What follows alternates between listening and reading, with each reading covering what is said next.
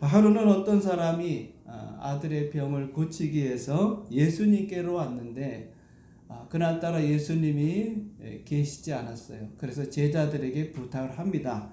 우리 아이의 병을 좀 고쳐달라. 그런데 이 제자들이 열심히 기도하고 애를 썼지만 아이의 병을 고치지 못했습니다. 그러던 차에 예수님께서 오셨고 또 사람들이 떠드는 것을 보시고 예수님께서 이렇게 말씀하셨어요. 너희가 무엇 때문에 서로 변론하느냐? 무엇 때문에 이렇게 다투고 있느냐?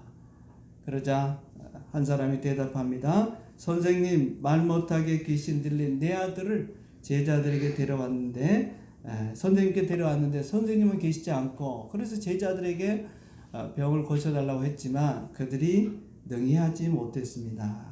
그러니까 제자들이 예수님 대신에 아이의 병을 고치려고 했지만 전혀 고치지 못했어요. 오히려 더 심해졌던 것 같아요. 자, 그 말을 들은 예수님께서 오늘 19절에 보면 이렇게 말씀합니다. 믿음이 없는 세대여, 내가 얼마나 너희와 함께 있으며 얼마나 너에게 참으려. 그래서 믿음이 없는 세대다.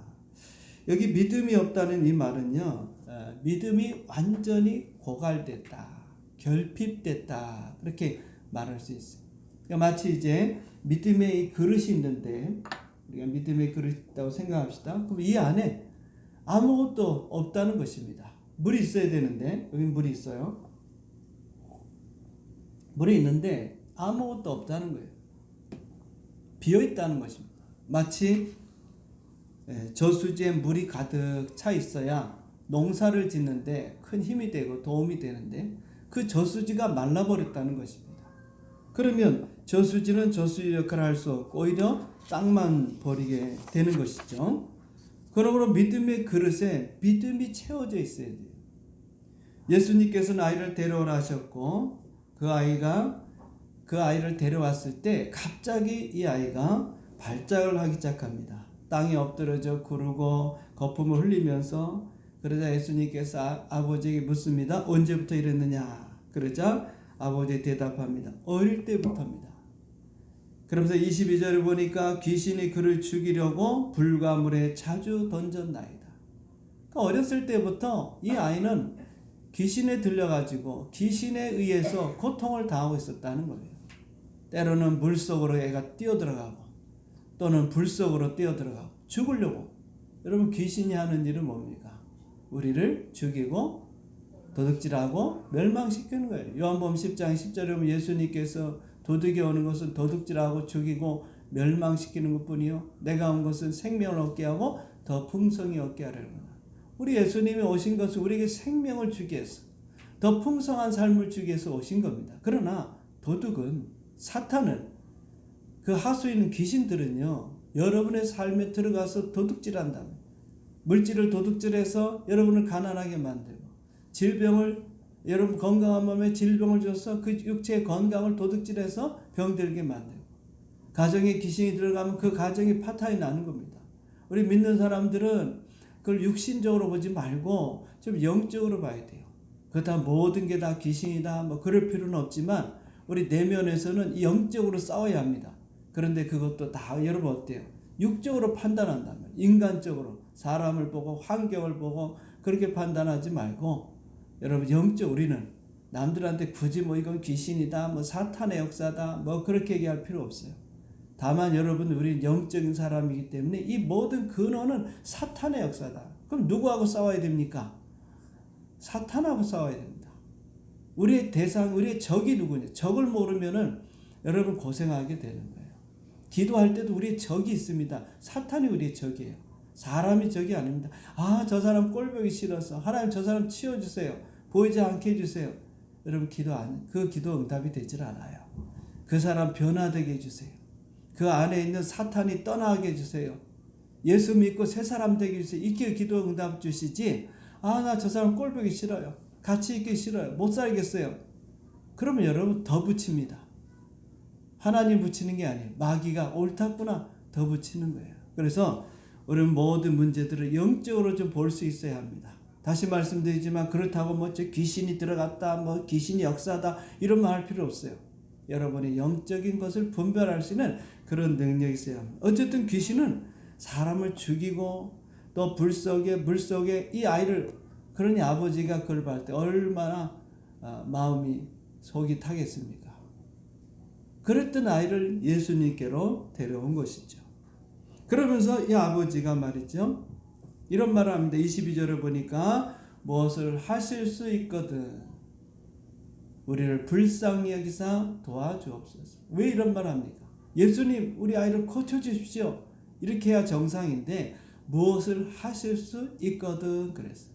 왜냐하면 앞서 예수님의 제자들에게 아이의 병을 고쳐달라고 했거든요. 그런데 못 고쳤어요. 그러니까 이 아버지 마음에서 실망이 된 거죠. 적어도 예수님의 제자라고 하면 뭐 온전히 고치지는 못해도 뭔가 좀 다른 어떤 표시가 있어야 되는데 전혀 그러지 않았어요. 우리가 성경 전체 본문을 보면 아마 더 이 아이가 더 나빠졌던 것 같아요. 그래서 이 아버지가 실망을 했습니다.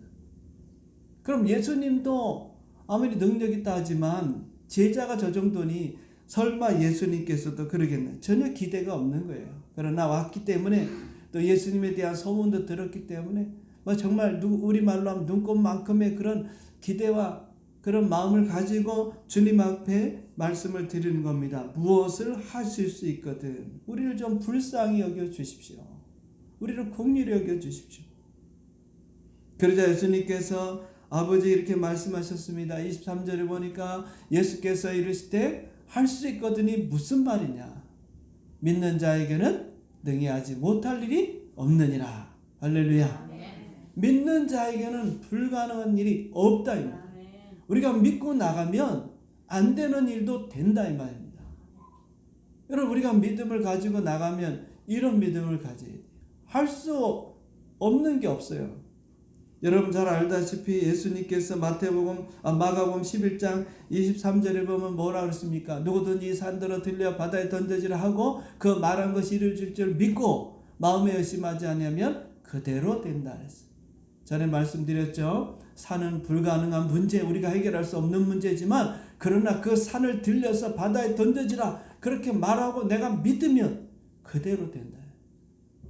그러니까 믿고 말하는 것이 중요한 거예요. 여러분 잘 아는 프랑스의 나폴레옹은 내 사전에는 불가능이 없다 그랬어요. 그러나 나중에 그런 황제가 됐지만 결국은 어떻게 됐죠? 헬레나 섬에 유배되어 쓸쓸히 죽어갔습니다. 나라의 황제가 될 정도의 그런 성공은 있었지만 결국은 실패하고 말았지. 그러나 예수님의 말씀은 여러분 진리입니다. 믿는 자에게는 불가능한 일이 없다. 오늘 이 말씀을 여러분들의 마음에 새기기를 바랍니다. 이 말씀을 믿을 때 그때 하나님의 역사가 일어나는. 그래서 이 아들의 아버지가 내가 믿나이다 그렇게 얘기합니다. 그래서 예수님께서 그 믿음을 보시고 아이를 데리고 오라. 그리고 예수님이 그 귀신을 꾸짖었습니다. 말 못하고 못 듣는 귀신아, 내가 내게 명하노니 그 아이에서부터 나와 다시는 들어가지 말라. 예수님이 그 말씀을 듣고 귀신이 떠나고 아이는 온전하게 건강하게 고침을 받게 되었다는 것입니다. 할렐루야. 여러분 우리가 믿음이 좀 부족해도 여러분 내가 믿나이다, 내 믿습니다 이런 고백을 해야 돼요. 나는 못 믿겠습니다. 목사님 믿음이 없어요. 제가 무슨 말씀을 드리면 네 믿습니다 뭐 이런 말씀들 립 서비스라 그래야 되나? 진심을 다해서 말씀하시면 더 좋겠지만 그러지 않는다 할지라도 여러분이 말로 우리 입으로 믿는다고 말해야 돼요. 목사님 말씀 제가 믿겠습니다. 아멘. 그런 마음 우리 집사님 우리 권사님 말씀할 때 아멘 해주고 얘기하고 있는데 가만. 어떨 때는요 제가 시험 될 때가 있어요. 고개를 왔다 갔다 하는 분이 있어. 아니라는 거죠. 그러면요 말한 사람이 기운이 쫙 빠지는 거예요. 여러분. 물론 안 믿어질 수도 있어요. 그러나 목사님이니까 저를 위해서 여러분 자신을 위해서도 그렇지만 저를 위해서 아멘 믿습니다 이러면 제가 얼마나 힘이 나겠어요. 기도도 더 세게 하고 더 간절히 하게 되지만 그렇게 얘기했는데도 대답이 없어. 기도를 해야 되나 말아야 되나 갈등이 됩니다. 갈등. 여러분 실제로 해보세요. 여러분도 목사님처럼 여러분 주변에 있는 사람에게 기도할 때 얘기를 하고 믿죠? 제가 기도하면 해결될 줄 믿죠? 또 치료받을 줄 믿죠? 그랬는데 여러분 아무 답이 없어 봐. 기도에 힘이 안 납니다. 그때 여러분들이 아멘 하든지 목사님 믿습니다. 그러면 저도 힘이 나. 이분이 믿는구나. 같이 힘을 합해서 합심의 기도가 되는 거예요. 오늘 여러분 이 아버지가 그 마음에는 혹시 믿지 않을 수도 있어요. 그러나 내가 믿나이다. 예수님 말씀 들으니까 믿음을 가지면 된다 그랬다. 그래요, 내가 믿습니다. 그럼 주님께서 치료해 주신 거예요.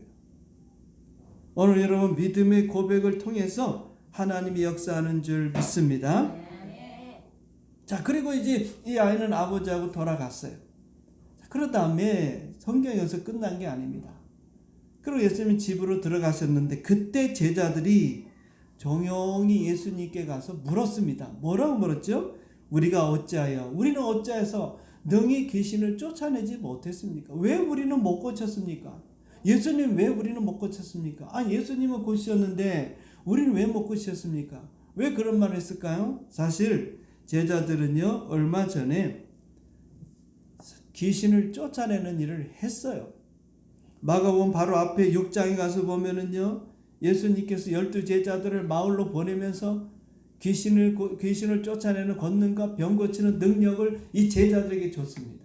그리고 그 제자들이 나가서 복음을 전하면서 실제로 귀신 들린 많은 사람들을 고쳤고 병자를 고쳤습니다. 자, 성경에 보면 마가복음 6장 12절에 보면 제자들이 나가서 회개하라 전파하고 13절에 보니까 많은 귀신을 쫓아내며 많은 병자에게 기름을 발라 고치더라. 누가 이렇게 했다고요? 제자들이 그렇게 했다. 예수님 행하신 게 아닙니다. 많은 귀신을 쫓아낸 것은 제자들. 그래서 너무 신기하고 기분이 좋아가지고요. 예수님께 돌아와가지고 자기들이 한 일에 대해서 12 제자들이 막 시끄럽게 떠드는 거예요.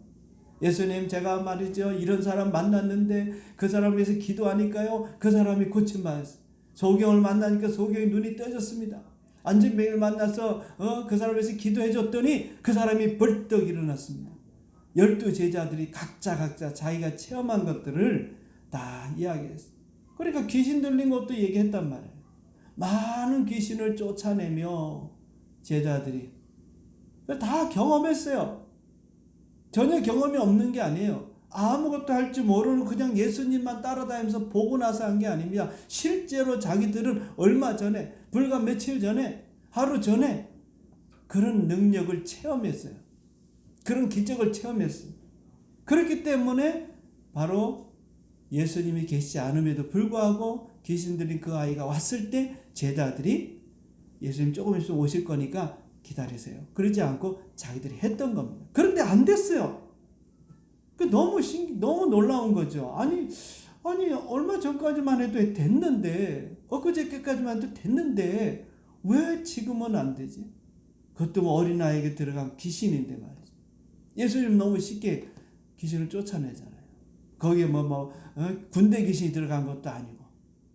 그런데도 제자들은 쫓아내지 못했으니 얼마나 여러분 궁금하겠어요. 여러분 우리가 신앙생활하고 살아가면서 어떤 문제에 대해서 궁금할 때 여러분의 판단을, 여러분의 머리를, 여러분의 어떤 그 지식에 따라서 죄송한 표현인데 회전하지 말고 때로는 답이 없을 때는 물어야 돼요. 누구한테 물으면 됩니까? 하나님께 묻든지 여러분들이 성령님께 묻든지 물어야 돼요. 답이 안 나올 때는 자꾸 머리 싸매고 머리에 생각하고 쥐어짜지 말고 하나님 이런 문제가 있는데 성령님 이거 어떻게 해야 되겠습니까? 그럼 여러분 물으면요 성령님이 답을 탁 줍니다. 안 주면 여러분 기도하시면 돼요. 응답 주실 때까지. 답이 없는데 거기서 자꾸 쥐어짜봤자 결국은 뭡니까? 자기 생각밖에 안 나와요. 인간적인 생각밖에 안 나와요. 하나님의 말씀이 그게 가장 현명한 답이요. 그게 지혜입니다. 그래서 여러분 물으셔야 돼요. 자, 그래서 제자들이 궁금하니까 예수님에게 질문을 했던 것이죠. 왜 우리는 귀신을 쫓아내지 못했습니까? 오늘 여러분 본문보다 마태복음 17장에도 동일한 내용이 기록되어 있는데 마태는 이렇게 기록했어요. 마태복음 17장 19절에 보면 이때 제자들이 종려 예수께 나와서 이르되 우리는 어찌하여 쫓아내지 못하였나이까. 그랬더니 20절에 예수님께서 이렇게 말씀하십니다. 너희 믿음이 뭐하라고요? 작은 까닭이다. 믿음이 작기 때문에. 야, 믿음이 작다. 믿음이 작다는 것은 뭘까? 여러분 오늘 19절에는 뭐라 그랬죠? 제자들이 고치지 못한 것을 예수님께서 염두에 두고 책망하실 때 뭐라 했습니까? 19절에 보니까 믿음이 없는 세대여 그랬어요. 예? 믿음 마가복음 9장 19절에 마가복음 9장 19절에 뭐라 했습니까? 믿음이 없는 세대요. 앞서서 제가 말씀드렸죠. 믿음이 없다는 것은 뭡니까? 믿음이 바닥이 났다. 고갈이 됐다. 지금 컵에 물이 있어야 되는데 이 물이 없다. 믿음의 컵이 있는데 이 컵 안에 물이 없다는 거예요. 아무것도 없다는 것입니다. 그러니까 여기서 우리가 마태복음 17장 20절에서 말하는 이 말씀은 믿음이 작다 이 말은요. 믿음이 뭐예요? 없다 이 말이에요. 믿음이 지금 비었다 이 말이에요. 마태복음 17장 20절입니다. 믿음이 비었다. 이 작았다는 것은 그런 의미예요. 왜 그렇게 생각할 수 있죠? 그 다음에 보면 예수님이 이렇게 말합니다. 진실로 너에게 이르노니 만일 너에게 믿음이 겨자씨 하나만큼만 있어도 이 산을 명하여 여기서 저기로 옮기라 하면 옮겨질 것이요 또 너희가 못할 것이 없다 그랬어요. 여기 보면 예수님이 앞에는 믿음이 작다 그랬고 뒤에 가서는 믿음이 겨자씨 하나만큼만 있어도 그랬습니다. 여러분 세상에서 가장 작은 씨 중에 작은 씨가 겨자씨예요. 여기도 작은데 앞에서 작다 그랬고 뒤에도 또 작은 거고. 그러니까 앞에는 그 말의 의미는 우리가 마가복음 9장 19절의 말씀을 같이 연결해 보면 믿음이 비었다, 믿음이 지금 없다 이런 의미가 있는 거. 그래서 여기서 작다는 그런 의미. 조그맣기 때문이라. 오히려 겨자씨는 작은 씨 아닙니까? 그러니까 작은 씨와 같은 그런 믿음만 있어도 놀라운 일을 행한다는 것입니다. 겨자씨 하나만큼만 있어도 여러분 이 산을 명해서 여기서 저기로 옮겨라 옮겨질 것이요 또 너희가 뭡니까? 못할 것이 없어 우리가. 할렐루야. 야 우리가 못할 것이 없대. 여러분 이게 충격받아야 돼요. 아니 믿음만 겨자씨 같은 믿음만 있으면 못할 게 없다. 불가능이 없다는 거예요. 아무도 안 놀란다. 놀랍지 않습니까? 우리는 자꾸 뭔가 다른 걸 해서 이루려고 하고 하는데 성경은 뭐라 그래? 겨자씨만한 믿음만 있으면 이 산을 명해서 여기서 저기로 옮기라 해도 옮겨질 것이요 또 너희가 못할 것이 없다. 진리 아닙니까? 진리. 그럼 문제는 뭡니까? 우리가 겨자씨만한 믿음만 가지면 되는 거예요. 겨자씨만한 믿음이 없는 거예요 우리가 지금. 자 그렇다고 여러분 늘 말씀드리지만 스스로 그럼 나는 믿음이 없나 보다 이렇게 생각하시면 안 돼요. 또 믿음이 나는 작은가 보다 그렇게 또 생각하셔도 안 됩니다. 우리 성도님들은 안 그렇지만 이제 훈련을 많이 받았으니까 목사님 좀 믿음이 없어요. 옛날에 이 귀가 딱지가 앉을 정도로 들었어요. 뭐라고 그러면은 그러시면 제가 믿음이 없어서. 그 겸손 아닙니다. 믿음이 없다 또는 믿음이 작다 여러분 그렇게 얘기할 필요가 없어요. 목사님은 믿음이 크니까 믿음이 좋으시니까 저는 믿음이 없어요. 여러분은 겸손이 아닙니다. 솔직히 그분 마음속에는 나는 목사님보다 믿음이 조금 좀 부족합니다. 이 말이지 전혀 없다는 게 아니에요. 로마서 12장 3절에 그 말씀을 보면 각 사람의 분량대로 믿음을 다 주셨다 그랬어요. 그래서 여러분 다 믿기 때문에 예수님 앞에 나온 거 아닙니까? 하나님 앞에 나온 거예요. 그러니까 내가 믿음이 없다 생각하지 말고 좀 믿음이 내가 비었다. 내가 지금 믿음이 고갈됐다. 좀 믿음이 지금 뭐라고 표현해야 될까요? 이 비어있는 이런 생각을 여러분들이 해야 합니다. 그러니까 결국 뭡니까? 이 겨자씨만한 믿음, 생명 있는 믿음을 가지려고 하면 이 믿음을 우리가 채워야 되는 거예요. 믿음의 그릇이라고 하는 그 그릇에 여러분들이 믿음을 채우면 모든 일은 가능해지는 거예요. 불가능한 일, 할 수 없는 일, 산만한 그런 문제가 있다 할지라도 그 문제는 다 해결될 수 있을 줄 믿습니다. 자, 그러면 어떻게 우리가 믿음을 갖고 믿음을 채울 수 있는가? 우리가 잘 알다시피 첫째는 하나님 말씀을 통해서 믿음을 갖는 것입니다.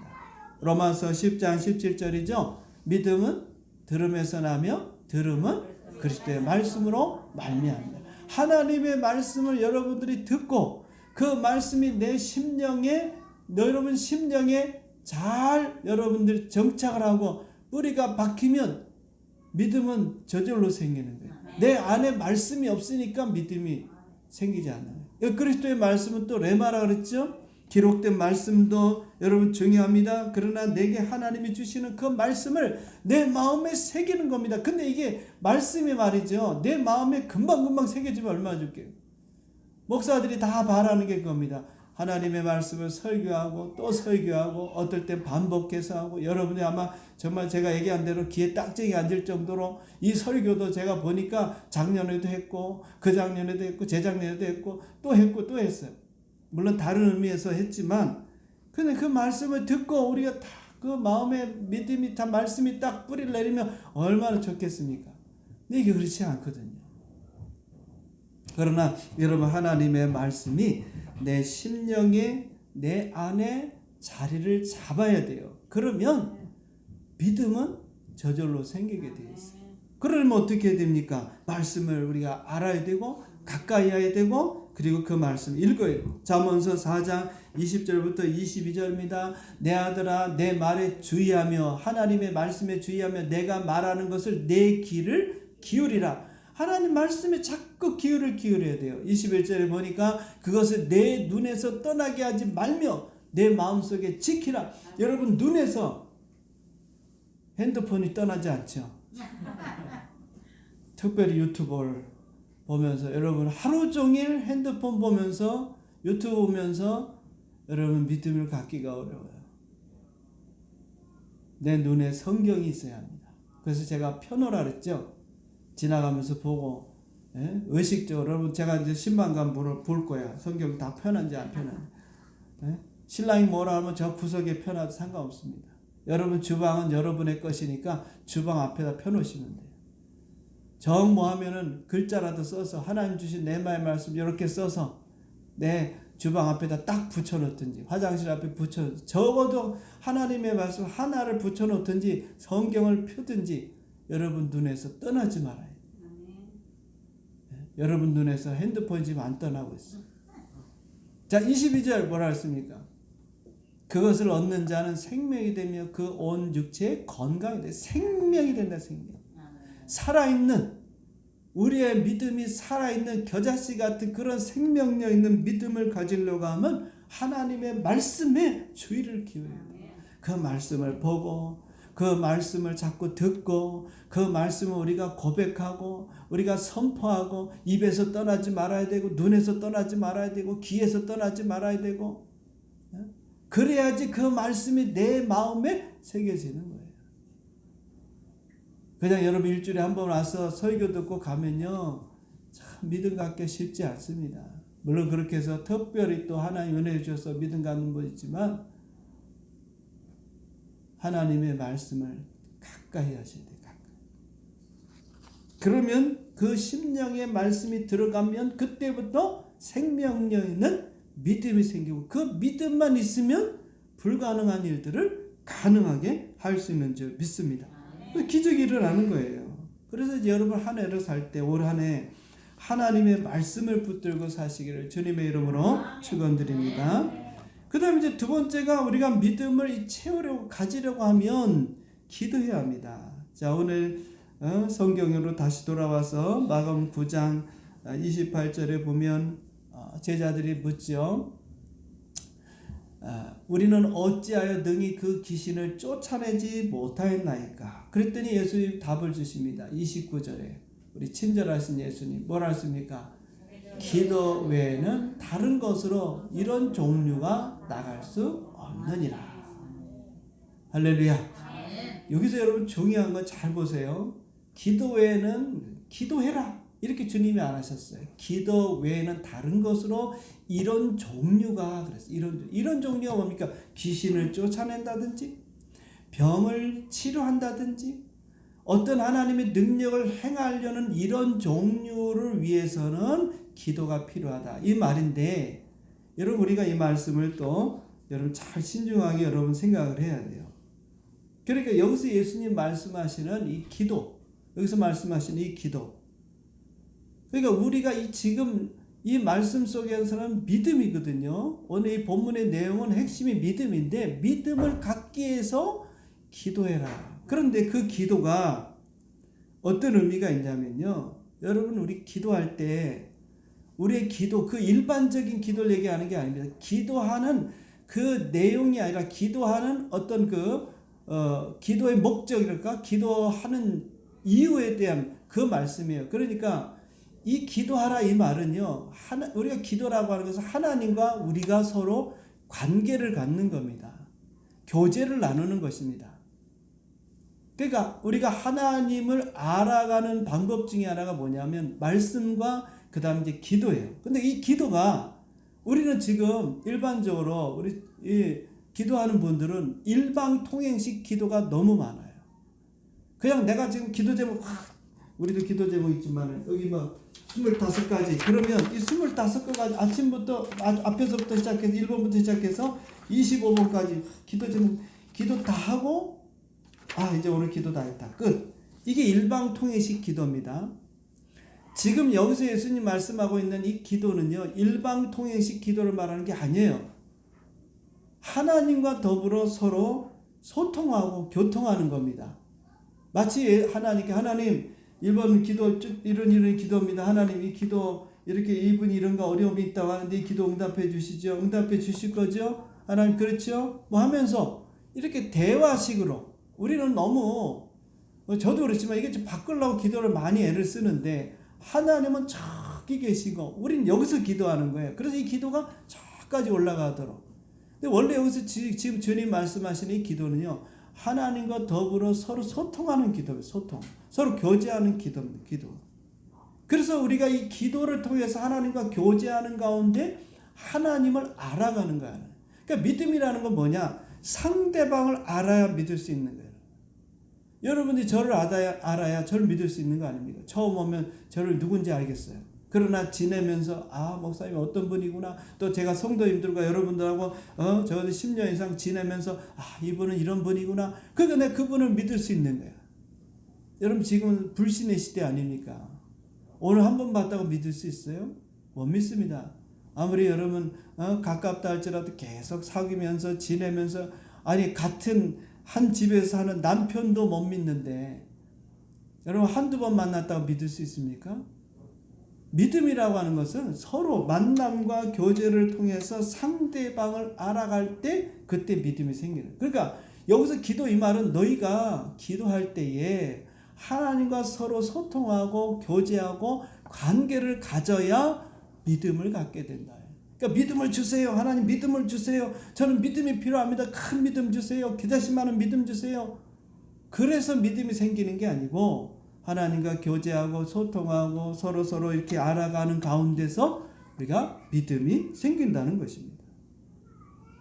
그래서 여러분 예수 믿는다는 것은 다시 정리하면 여러분 예수 믿는다는 것은요.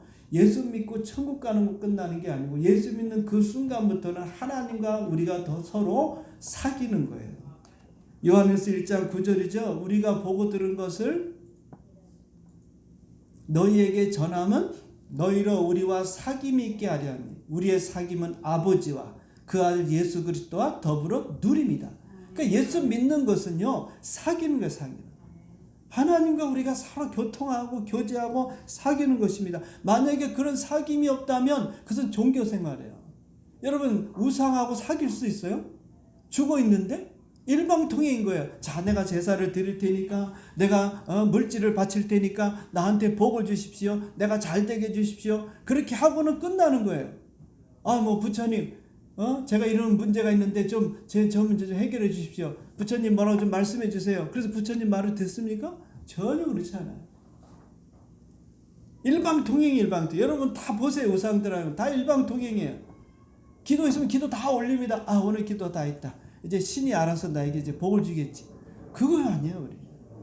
하나님께 말씀을 드리고 또 그분의 음성을 듣고 또 그분의 인도를 받고, 우리는 늘 이렇게 지금 여러분이 느끼든 안 느끼든 그렇게 서로 교제하면서 교통하면서 우리가 지내고 있잖아요. 그래서 기도라는 것은 여러분들이 배울 때 영적인 교제다. 그런데 실제로 기도할 때는 일방통행이 많단 말이에요. 그게 여러분 바꿔야 돼. 조금 잘 안 되겠지만, 하나님 제가 이런 일이 있습니다. 어떻게 하면 좋을까요? 묻기도 하고, 또 그 다음에 여러분들 좀 기다려서 하나님의 좀 응답도 좀 받기도 하고 그래야지. 막 얘기하고 한 시간 얘기하고 하나님이 이제 그래 뭐 가르쳐 주려고 딱 얘기하는데 없어졌어요 벌써. 그러면 여러분 그 기도라고 우리가 볼 수가 없어요. 그러면 문제는 기도는 했는데, 물론 그런 기도해도 하나님 또 응답을 주시죠. 하나님과 서로 교제하는 시간은 없으니까 믿음이 생기지 않는다. 그래서 여러분 영생이라는 게 뭡니까? 예수 믿고 영생 얻었다 그랬는데, 우리가 영생이라는 요한복음 17장 3절에 보면 예수님께서 이렇게 말씀하시잖아요.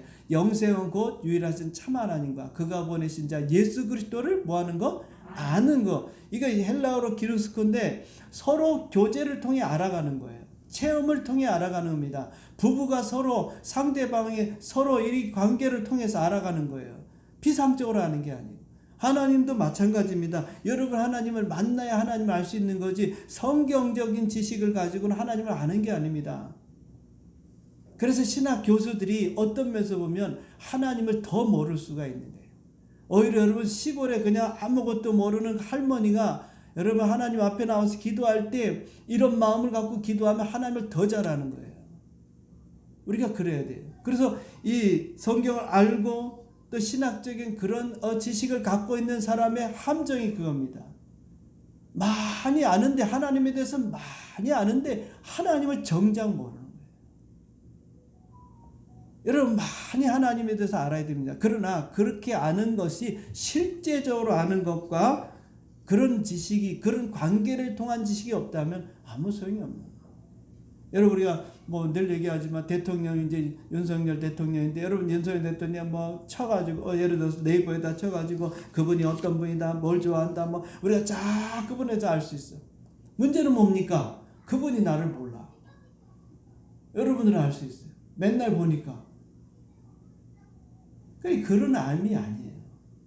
그분이 나를 알도록. 그게 진정한 교제고 그게 기도고, 그런 기도를 할 때 그 친밀함과 교제 속에서 하나님에 대한 분명한 믿음이 생겨요. 그러니까 하나님을 모르면 믿음이 생기지 않아요. 자, 그 다음에 이제 세 번째가, 우리가 믿음을 갖고 믿음을 채우려고 하면 금식을 해야 합니다. 자, 오늘 본문에는요 기도 외에는 그랬지만, 자 마태복음으로 갑시다. 이제 성경을 좀 찾으세요. 성경책 다 있지요? 마태복음 17장으로 우리가 가겠습니다. 오늘은 좀 중요해서 갑니다. 자, 17장 21절에 우리가 먼저 우리 19절 그다음에 20절 그렇게 다 봤으니까, 그러면 이제 21절을 한번 봅시다. 21절에 성경이 나와 있는 분 있어요? 21절 보신 분들은 다 이제 이거 봐야 돼요. 제가 꼭 봐야 되기 때문에. 성경 다 찾았죠? 네. 뭐라고 나왔어요? 여기 나와 있네. 뭐라고 나왔습니까? 없음 그랬어. 없단 말이에요. 내용이 없어요. 21절에 지금 내용이 없습니다. 그런데 좋은 성경은 거기 보면 조그맣게 각주가 달렸어요. 1하고 가로다. 한번 보세요. 보입니까? 있어요 없어요? 눈이 침침해서 잘 안 보입니까? 1이라고 써 있는 분 있어요? 네. 없는 분? 아니 어쨌든 1이라고 써 있는 게 다 있죠? 네. 그럼 그 밑에 가서 보면 그 1에 대한 설명이 각주가 나와 있어요. 뭐라고 써 있습니까? 어떤 사본의 21절은 기도와 금식이 아니면 이런 유가 나가지 아니하느니라. 네, 가 있음. 이렇게 정확하게 그죠? 가 있음. 그러니까 마태복음에서는 이게 원래 어떤 사본이 여러 가지란 말이에요. 그 사본 중에 보면 이 21절을 빼버렸는데, 어떤 사본에 보면 기도와 금식 아니면 이런 유가 나갈 수 없다. 다시 마가복음 9장에 가서 예수님은 기도 외에는 그랬지만 어떤 사본에는 기도와 금식이라고 말했다. 그러니까 기도는 우리가 했으니까 그럼 왜 금식하는? 나 한 끼 금식도 못하는데 그럼 뭐 죽으라는 얘기인가? 믿음 가지려면 죽어야 되나? 예, 죽어야 됩니다. 근데 그런 죽음이 아니고 제가 설명을 드릴게요. 자, 그러면 왜 예수님이 기도와 금식을 해야 믿음을 갖고 믿음을 가야 이런 능력을 행할 수 있다고 하셨는가? 앞서서 기도를 말씀을 드렸어요. 일방적인 기도가 아니다. 하나님과 여러분이 교제하다. 그래서 예수님이 마가복음 9장의 바로 앞에 보면 변화산에 올라가서 거기에서 모세와 엘리야와 하고 대화하는 내용이 나오잖아요. 그죠? 그러니까 예수님 그거를 빗대어 기도라고 얘기하는 거예요. 내가 기도하는 것은 일방적이지 않다 이거예요. 하나님과 그 시간에 교통하고 교제하고 하나님의 음성도 듣고, 저는 성경에 기록되어 있지 않지만 예수님이 가서 기도할 때는 그런 기도를 하셨을 거예요. 하나님, 오늘 어떤 일이 있었습니다. 내일은 어떤 일이 있을까요? 하나님하고 얘기하면 하나님께서도 말씀을 주셨을 것이고, 또 내일 너가 십자가를 져야 될 것이다. 그럼 그 말씀을 들었을 것이고, 저는 그래 기도하는 중에 뭐 받았다고 100%는 아니겠지만 어쨌든 제 가설이니까 성경을 우리가 보면 그래요. 그러니까 예수님의 기도는 교제하는 기도. 그러니까 금식은 또 그럼 뭐냐? 금식은 또 뭐냐? 자, 금식은요, 여러분 알다시피 음식을 먹지 않는 겁니다. 우리는 욕구가 있어요. 음식을 먹는 욕구, 여러 가지 욕구가 있죠? 그죠? 각종 욕구가 우리 몸에 있습니다. 근데 그 중에서도 이 먹는 욕구가 여러분 강합니다. 우리 육체가 살기 위해서는 먹어야 합니다. 그래서 아이들이 태어나자마자 살기 위해서 어떻게 합니까? 예. 또 그 말씀도 그렇고 손가락부터 빨죠. 어쨌든 먹는 게 뭐든 뭐 잡히는 건 다 먹는 거야. 좀 여러분이 커서 아니라 어른이 됐기 때문에 이건 먹어야 된다, 먹지 않아야 분별해서 그렇지. 만약에 갓난아이면 그냥 뭐 손가락이고 뭐고 다 빨아 먹는 거야. 왜? 살려는 본능, 그 욕구가 있기 때문에. 그 말은 뭡니까? 우리가 육체를 가졌다. 육체를. 사람은 하나님께서 영과 혼과 육을 만드셨어요. 영이 혼을, 마음을, 생각을 지배해야 되고 그 생각이 육을 지배해야 되는데 우리는 이 땅에 사는 동안에 이게 참 잘 안 돼요. 그래서 반대로 육이 내 생각을 지배하고 그 생각이 우리 영을 지배합니다. 그러니까 이 육체를 죽이지 않으면, 이 육체를 제어하지 않으면 내가 영적인 사람이 되기 어렵다 이 말입니다. 근데 그 육체를 제어하는 것 중에 하나가 뭐냐? 금식이라. 금식. 여러분 한 끼 안 먹었다고 죽지 않아요. 절대 죽지 않습니다. 죽으면 제가 장사 지내드릴게요. 그분은 순교입니다. 순교. 그런데 한 끼만 안 먹어도 막 배가 고프고 막 죽을 것 같고 막 죽는 거 정말 그래요. 저는 제가 보니까 저는 한 3일 금식해 보니까 그 이상은 제가 안 해봤어요. 너무 힘들어서. 그 3일 정도 금식하니까요. 그 다음부터 무슨 생각이 들어요? 나 이러다 죽겠구나. 이제 난 죽겠구나. 그런 생각이 든다. 근데 3일도 아니, 한 이틀, 하루만 지나도요, 죽을 것 같아. 예? 근데 어떤 분 40일을 한다고.